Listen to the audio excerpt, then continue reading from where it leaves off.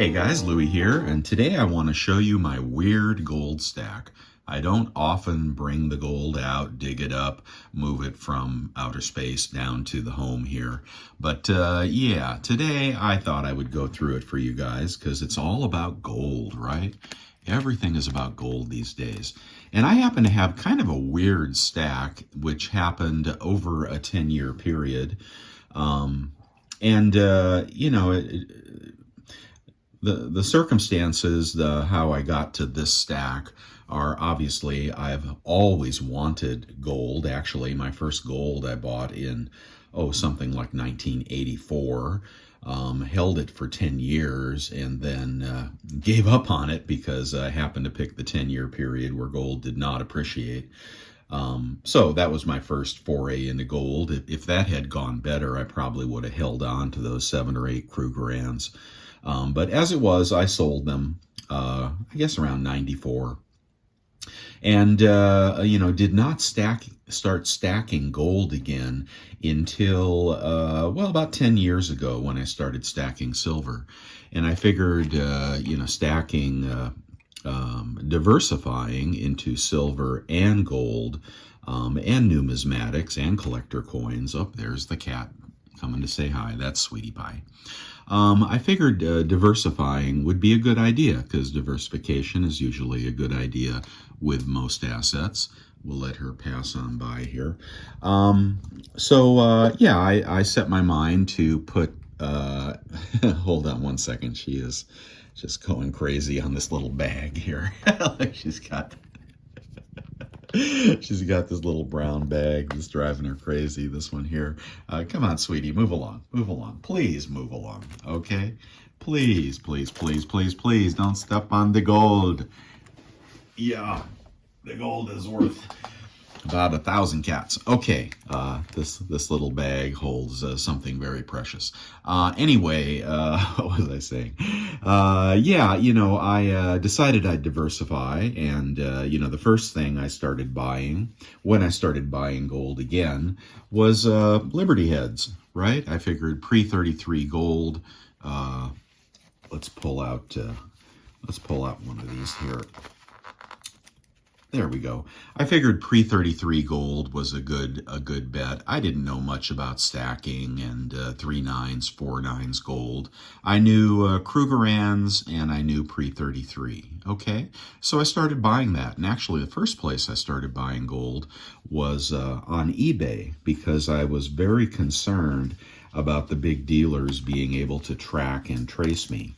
And over time, it just became so difficult to avoid the sales at some of the big dealers that, by the way, that's a full set of the double eagle, half eagle, quarter eagle. I believe that's what that is. All right, so a little less than an ounce of gold and then fractional below that. But in the beginning, I bought a lot of pre-33 gold on eBay. Not a lot, but a lot to me. That's how I started. But ultimately, the deals that I was able to find, all over the internet, led me to get over that fear of the online dealers. So I actually thought eBay was a great deal more of protection, anonymity. But I've kind of gotten over that over time. So I was stacking gold and silver and trying to do so in equal dollar proportions. But there also started an eBay store. And in that eBay store, I would often invest in fractional. Now the dog's in on it. I would often invest in fractional pieces. Okay, these are little 1/100th Scottsdale bars. There they are. They're very, very teeny. But I would invest in the fractional gold because I also had an interest in flipping. And big gold,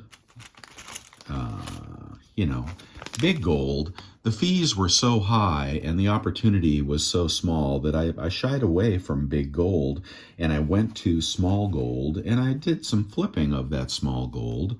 That's a little Britannia right there. Here's a good example. These are the first Queen's Beast. Yeah, that's probably the best shot there. This is the Lion of England, the first Queen's Beast, the 1/4 ounce. And I got a bunch of these, and I sold a bunch of these for a profit, and then I kept a few. But that would be the kind of thing I would invest in, would be fractional gold that had potential for a resale flip, because I believed that moving, and I still believe that moving your stack around, there's some more, moving your stack around and recycling that money into the next best deal, provides a way to grow your stack. These are these are fake coins, just so you know. No, the stack is not all that big. I figured that rotating my investment in gold and silver would expand my stack faster, and that exactly did work. Okay, there were many opportunities where, well, here's a little Liberty Mercury. What do they call this? Gosh, wish I could get a better picture on stuff. These came from the U.S. Mint Centennial, the Centennial releases. I bought a lot of those, sold a lot of those, made a little money on those. Matter of fact, they're doing really well in the aftermarket now. So I gravitated towards smaller gold. I'm looking for my Chinese pandas. Oh, and here's another thing that I would purchase. Libertads, right? Gold Libertads. I often got the proofs. Sometimes the 1/4 ounce proof would do the best. Sometimes the 1/2 ounce proof would do the best. I don't remember what I paid for these, but there was an opportunity to flip, and I flipped quite a few of those. The way I gravitated to things that were small and could be flipped. Like this little gold lib here. And some of them had good resale value, and some I just held on to. Maybe they didn't do as well in the aftermarket. So you'll find stuff like that in my stack. Lots of really small gold. Now it all adds up, and I only count it as an ounce of gold. The gold pandas often did well. There's a 2016. Here's some more 1/4 ounce pandas. Just, kind of left them in the stack if I didn't flip them. So not as much big gold, a lot of fractional gold. Where the heck are my 1 gram pandas? Sometimes they would come in cool books like this. That is a $5, that's a half eagle. Yeah, I don't think there's any added value to the book, but still, it's pretty cool. Still looking for the small gold. Showed you the 1/100th Scottsdales. I think these were like $1,700, something like that when I bought them. So, now a 1/100th is, the melt on this would probably be about, $4,000 if you sold them one by one. Oh, there they are. There they are. These little 1 gram, not 1 gram. Are they 1 gram? Yeah, I think they're 1 gram, these little pandas. Now, a gram of gold is like $100 these days. Or more in some cases. Some of these pandas have collector value. You can't even see them, they're so small. But anyway, I wound up buying a lot of stuff like that when it was very close to melt, when fractional, when gold was doing nothing, and especially when it was going down, when it was, back to approaching $1,000. The fractionals got much cheaper. So I bought fractionals. That's the kind of thing that can be sold, one by one if you need the money. All right, then, so my gold journey continued. And then a few years ago, here's some other stuff. That is a lunar. I've got the boxes. I bought some of the proof lunars. And so that is kind of collector gold. Again, fractional. That is the year of the rooster. Fractional and typically did pretty well in the aftermarket. So there's some little teeny lunars. I bought a lot of the kangaroos. And those I bought just to hold. All right, these fractional kangaroos, they're sovereign mint gold, and the premium was very low. Still is pretty low on these kangaroos. So, not a gold eagle. I really didn't buy many modern gold eagles. I felt the premiums were too high. Here is, let's see, what is that?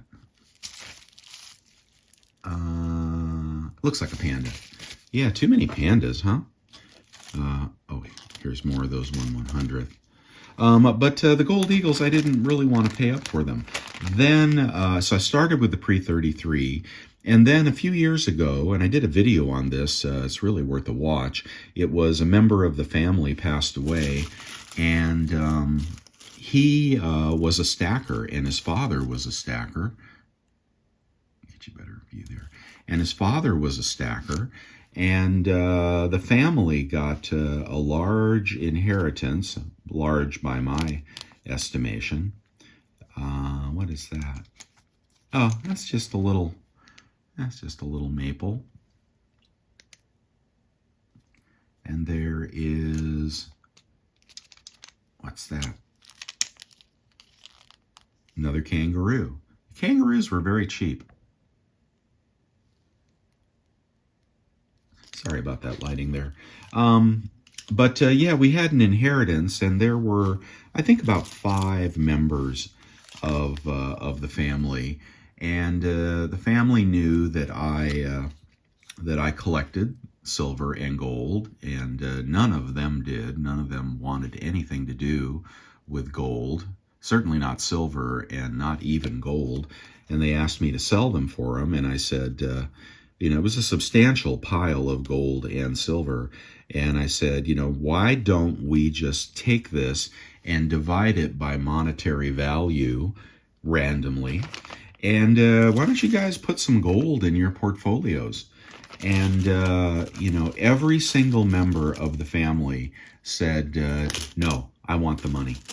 I want the money. I do not believe, there's a rooster. I do not believe in stacking gold. I do not believe in diversifying. I have my money in the stock market and, CDs and whatnot, and that's where I'm going to leave it. And all of them, I'd say, except maybe for one, I think those are centennials. I would have the boxes somewhere else. I think those are centennials, or they could be commemoratives. Maybe those are $5 commemoratives. Hold on one second. Every single one of them said, nope, I don't believe in that. I think you're a tinfoil hat guy. You've always been the weird one in the family. Oh yeah, these are commemoratives. $5 commemorative. Bought a lot of these because I really like the fact that you could get the 3-coin sets and get the silver for free. And people don't understand the melt value of a $5 commemorative. They get very confused with a $5 between a $5 Eagle, a $5 Liberty, right, from the old days, and a $5 commemorative. None of this makes sense to people because, the metal content can be different. So, anyway, there was always a good deal on commemoratives. I stacked a bunch of commemoratives, and I've sold some commemoratives as well, back when gold was a little over 2,000 and needed the money. All right, but the family said, no, we don't want it. We don't need it. We're not into that. And so they asked me to liquidate the stack, and in the stack was stuff like this. Now, what I did was I went to the coin shop and I got a detailed inventory of everything in the stack, and he priced it. He gave me his buy prices, and he was a very honest. He is a very honest coin dealer. Matter of fact, my brother-in-law did not really separate out his gold, silver. Oh, he had a lot of silver too. He had Franklin's, he had Morgan's, he had Constitutional, etc. But in his silver, he kept his platinum. And I didn't realize at the time that was a platinum eagle. God, I bet the value on that has gone through the roof, huh? Yeah. Yeah, that's a BU Platinum Eagle. Anyway, there were one or two. Well, this one might, no, this one's mine. I bought this one, but he had Platinum Nobles, I believe. Anyway, the coin dealer said, "Hey, you got platinum in with your silver, and that made it $1,000 instead of $20. Right? So, honest coin dealer." But the family, the stack, it had platinum, it had gold, it had silver, it had numismatics, it had coin collections, etc. So I got a bid on all of that from the coin shop, and we divided it by 5, and I told them what their payout would be. I want to try to keep these all together because they are part of the inheritance. The gold watch was in there as well, actually 2 watches, only one of which was gold. Let's keep these separate here. But luckily, in his stack, he had just a bunch of beautiful pre-33 gold. He had some ancient coins as well, and I only kept a couple of those. But some beautiful pre-33 gold. And I said to the family, do you mind? I've got these buy prices from the coin shop. And I said, do you mind if I take my share in coins? So what I did was, and if I buy at what the coin shop was paying for another share. So basically I doubled my share and I took it all in gold and silver and numismatics. So it cost me money, this inheritance, but, I doubled my share that way. They all got their money. They were very, very happy to get their money. And I was very, very happy to get, to keep the best examples. There were Carson City Morgans in there and stuff. And, stuff like this. Now, this is a modern eagle, right? But this one has the inscriptions at the bottom that are unique to this year. These inscriptions on the bottom here, they no longer do that. So stuff like that. So he would have paid me whatever, spot or something for these eagles, but I was like, well, that's a desirable set, so I kept that one. And then other stuff like, some very old and small Liberty heads. I tried to research the value of every one, and when I thought that his bids were a little low, I kept it for myself, or if I thought it was desirable in other ways or collectible.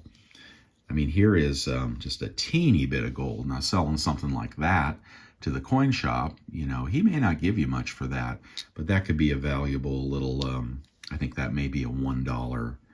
I think that's a $1 Liberty head. And then he also had some beautiful St. Gaudens. Probably high grade, but look at that. So that's the way I increased my pre-33 and big gold collection. And then I have done some buying at Costco and whatnot over the time. Sometimes I got the graded coins when they were the same or less than the raw coins. I was like, well, why not? I don't mind getting a 69. This is 2019 early release. The slab is worth absolutely zero. As a matter of fact, it might detract from the value. But I didn't mind buying the slab. I never mind buying the slabs. Here is some more big gold. This is a Costco purchase. This is how those Costco eagles come out. And again, gold was, well, it wasn't $2,600. I'll guarantee you that when I bought this. And I got my 4% off, like many of you are doing. So, I started getting more big gold. Let's see what's in here. Oh, this is why I warn you about these Centennial, U.S. Mint Centennial reproductions. This is what happened to this one. Look at that rust spot. Just terrible. Could have been a very valuable coin, but can you believe the U.S. Mint produced that with that big old rust spot on it? So there's something that probably ought to send that to Vermilion or somebody. I just hate stuff like that in my stack. But yeah, over time, I got some bigger gold. But you can see, a lot of pre-33, a lot of fractional, and fractional with, some added value, actually significant added value. Yeah, here's just a little random Indian. I guess I felt like buying gold that day. Another eagle. These are the platinum eagles, which are collector coins these days. So I have two of those, which I bought for well under $1,000. I forget where I got them, but like the discounts were crazy on those.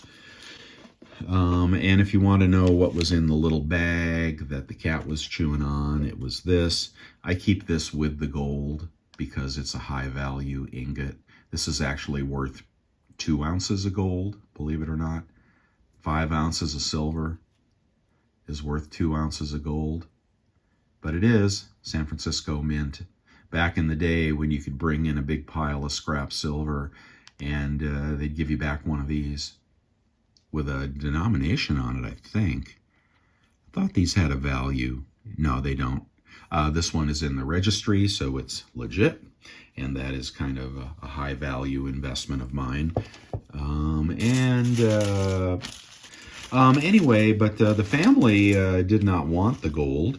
They didn't want the silver. They didn't want the coin collections. They wanted the money.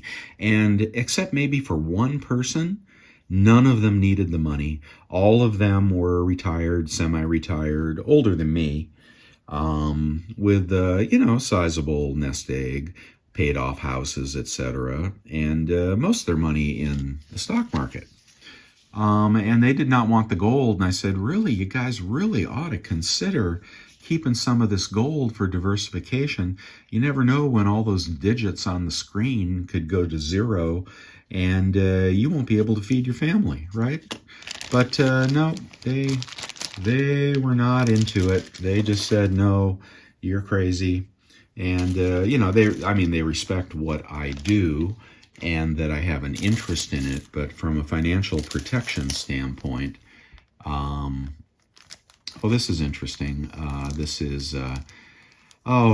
the Zodiac series. I have one or two of these. Very cool. Just a private mint, Sun Montuno or some damn thing. That's a beautiful set. I have to show you that someday. It's got silvers, 12 silvers, and they had 12 golds as well. I don't know what I paid for that, but damn, it wasn't all that much. But they didn't want it, and that was when gold was $1,700. So here we are with gold at $2,600, and I don't know what they think. I guess the stock market has done pretty well since then. It's done very well. I can't recall if we were on a dip or if we were on a run when gold was 1,700, but 1,700 to 26, and then the collector value in many of these pieces, I think pretty close to a double in value. And every once in a while, I say to my wife, "Hey, ask your family, are they sorry they didn't get that gold?" And they're like, "Well, look at the stock market. Look, I did good." Okay, you did good, but that's the stock market, and this is gold. So that is my weird stack there, and they're so pretty. These pre-33. They're so pretty. There was a time there when they got very, very reasonable because people were all moving to gold eagles, right? So they had a choice between a gold eagle, 3 nines, or a pre-33, and a lot of the new guys were like gravitating to the 999. No particular reason. I mean, this is more easily melted, obviously, but this has numismatic value. A lot of the old timers, I think, were getting rid of their pre-33. A lot of pre-33 when Roosevelt made it a crime to hold it. A lot of pre-33 gold went over to Europe and stayed there for decades and decades and decades. And slowly, I think it's been repatriating, and people have been clearing out, their dad, their granddad's, their great-granddad's collections. I think that puts a little top on pre-33. But, they're making more and more gold eagles. And no more of the pre-33. And I don't stack numismatic gold. I just have never. That's a rich man's game. But I'm happy to have it in the stack. There's nothing wrong with it. It's recognizable. I don't think it's widely counterfeited as far as I know. My preference is the St. Gaudens, though. And something like a gold watch, I mean, I don't even know what that's worth. I should have sold this, but I have not sold it so far. Let me see if I have anything else in here to show you. No, I think that's the entirety of the stack. So where I sit now is I have much more silver than gold because I have collected more silver and gold, and I've been waiting for this period where silver will outrun gold. So far, that hasn't happened, but gold has continued to go up and has been a great investment. I think it's a little toppy here, but I think it could go to 2,700, but it could also go back to 2,450. So I think it's a good price for gold right now. And ultimately, 3,000 is probably in the cards. But ultimately, silver is going to outrun it. Now, it may be temporary. Good deal on these Silvertown bars, wafflebacks. Ultimately, silver will drop back. Silver will outrun gold at some point. It'll move up. I think in this run here, it's going to go to 32.50. I think it's going to pull back to 30 or so, and it's probably going to go to 35. And at some point, it's going to make that run to 50. I don't know if that's in a month, a year, or a decade, but it's ultimately going to overtake gold. And then I'm going to be trading out of a lot of my silver, paying off my mortgage, and putting the balance back into gold, right? Because I always want to have gold. And I always want to have some silver as well. So I would not be selling it all. So that's why I stack silver. But I am heavy in silver because silver, can be, when it's in the dumps, when people have given up on it, when the price is declining, people stop buying, crazy as that is. There are times where you just have to sit on your silver stack and like it, right? And get angry about it and blame it on whatever you want to blame it on. But there are also times when it runs, and that's the time to sell, in my opinion, at least part of your stack, and push it back into gold if the gold-silver ratio supports that. So that's the plan, and that's the gold. And like I said, lots more silver than gold, but I'm happy with my gold stack. I wish I hadn't sold those 5 ounces $600 ago, but that's how that goes. So what do you think, guys? This has been kind of a show and tell, and I'll tell you one more thing. Just having moved into retirement at this point, that does this go with this? I don't know if those go together. Let me push that back there. Having moved into retirement, and now it's out of focus. Having moved into retirement, I'm on a fixed income now. I just started collecting Social Security, whatever we have. We have money in the IRA that we can draw, both Roth and traditional, and some cash in the bank. I wish I knew who these people were. I hope they're not family members because I'm going to sell this watch.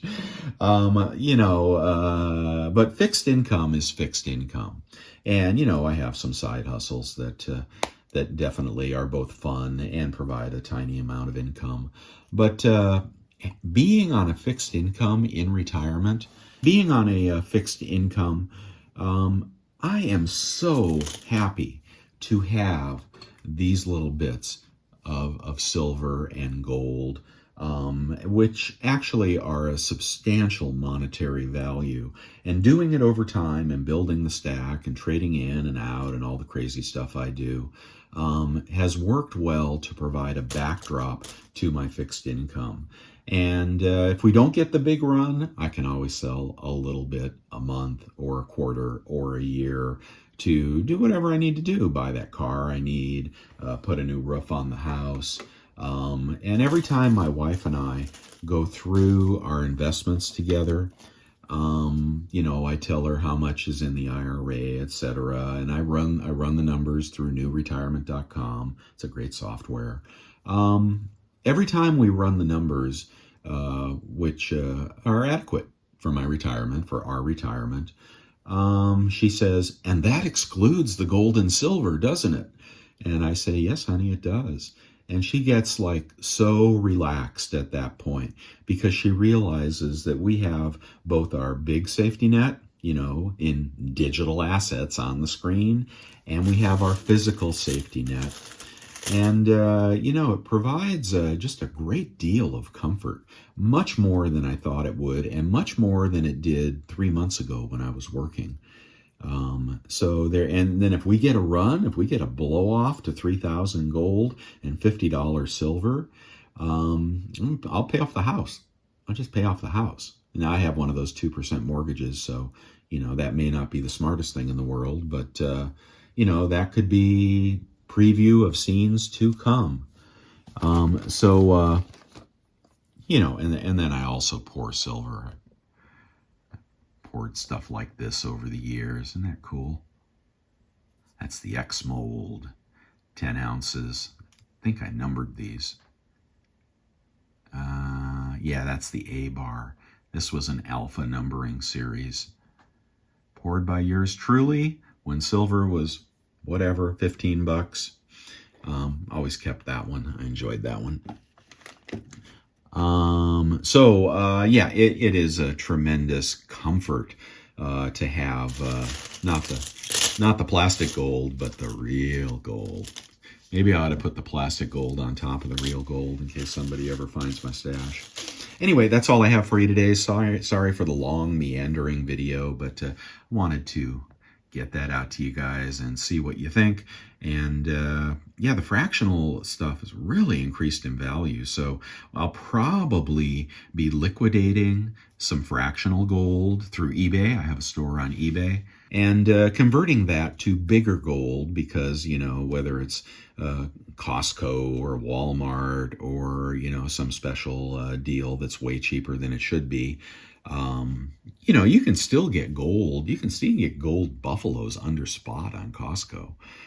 But I'd want to do that on a dip, not on a run. I'd want to sell the fractional on a run and then buy back the 1 ounce on the dip. But at some point, 1 ounce gold, it's going to be hard to transact. That's not a SHTF scenario there. I think that's what silver is for. But if you have these little 1/100ths, you could probably transact with those. I'm going to let you go, and thank you for watching. I'll see you guys on Monday with the best silver gold deals, and let's, if you're buying, I'm not buying right now. I'm cautious because I think we're a little toppy here, but I'm waiting for pullbacks to put the green light back on. And I'll see you on Monday. You guys have a great Sunday. Bye.